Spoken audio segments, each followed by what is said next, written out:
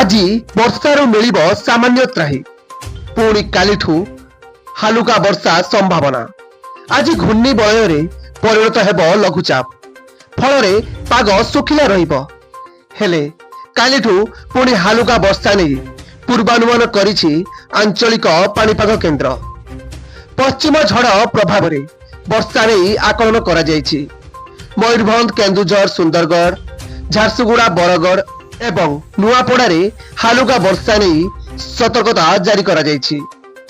29 ତାରିଖରେ ବାଲେଶ୍ୱର, ମୟୂରଭଞ୍ଜ, କେନ୍ଦୁଝର ଏବଂ ସୁନ୍ଦରଗଡ଼ରେ ହାଲୁକାରୁ ମଧ୍ୟମ ଧରଣର ବର୍ଷା ହୋଇପାରେ।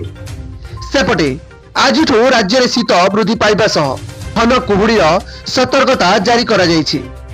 ଯାଜପୁର, କେନ୍ଦ୍ରାପଡ଼ା, ଖୋର୍ଦ୍ଧା, ନୟାଗଡ଼, କେନ୍ଦୁଝର, କନ୍ଧମାଳ, କଳାହାଣ୍ଡି ଏବଂ ରାୟଗଡ଼ାରେ ହାଲୁକାରୁ ମଧ୍ୟମ ଧରଣର କୁହୁଡ଼ି ଦୃଶ୍ୟମାନ ହେବ। ସର୍ବନିମ୍ନ ତାପମାତ୍ରାରେ 5 ଦିନ ଯାଏଁ କୌଣସି ପରିବର୍ତ୍ତନ ନାହିଁ। ବ୍ୟୁରୋ ରିପୋର୍ଟ, 10 ବଜେ ଟିଭି। एमिति नुआ नुआ न्यूज अपडेट पाई आम चैनल को सब्सक्राइब करंतु। हाँ, लाइक शेयर करिया पाई जमा भी भूली बेरी। नमस्कार।